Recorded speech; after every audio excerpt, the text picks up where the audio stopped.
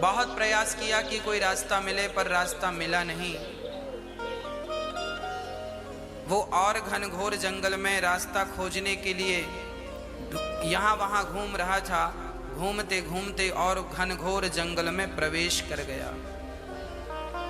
वहाँ बहुत हिंसक जीव रहते थे।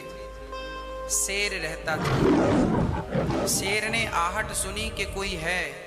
शेर अपनी गुफा से बाहर निकला और बहुत सावधानी से वो देखा कि कौन है। तभी उस शेर को एक इंसान नजर आया। ये वही इंसान है जो जंगल में रास्ता भटक चुका था। अब शेर बहुत चुपके चुपके से धीरे धीरे से इस मनुष्य की ओर बढ़ने लगा। अब ये था तो इंसान, बुद्धिमान था। इसने भी एक आहट सुनी। पलट कर देखा तो शेर की गंध आ रही थी। समझ गया कि मेरे आसपास शेर है और वो मुझे मार डालेगा। तो ये आदमी, ये व्यक्ति अपनी जान बचाने को जोर से दौड़ लगाता, भागता।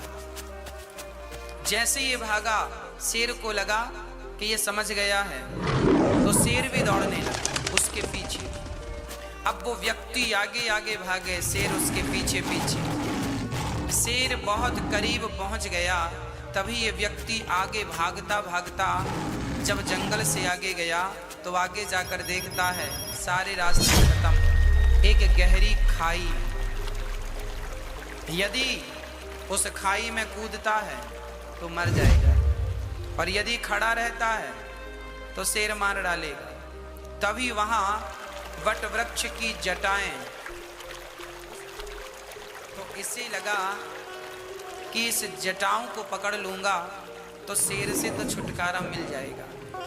वो कूद गया उस खाई की तरफ और कूदकर बहुत बल से उसने जटाओं को पकड़ लिया। जटाओं को पकड़ा ही था कि शेर आकर खड़ा हो गया। शेर खड़ा है सामने, पर शेर अब पहुंच नहीं सकता था वहां। यदि वो बाहर निकलता तो शेर खा जाता, हाथ छोड़ता तो खाई में गिर जाता। तभी उसने देखा कि जिस जटाओं को उसने पकड़ रखा था उसी के तरफ एक काला सा नाग आ रहा था। बट वृक्ष में नाग इत्यादि तो रहते ही, वो काला सा नाग उसकी ओर आ रहा था। अब उसी समय मधुमक्खी का छत्ता भी वहां पर उस वट पर लगा था, उस वृक्ष पर लगा था, और उस मधुमक्खी के छत्ते से शहद की एक एक बूंद उसके मुख पर टपक रही थी।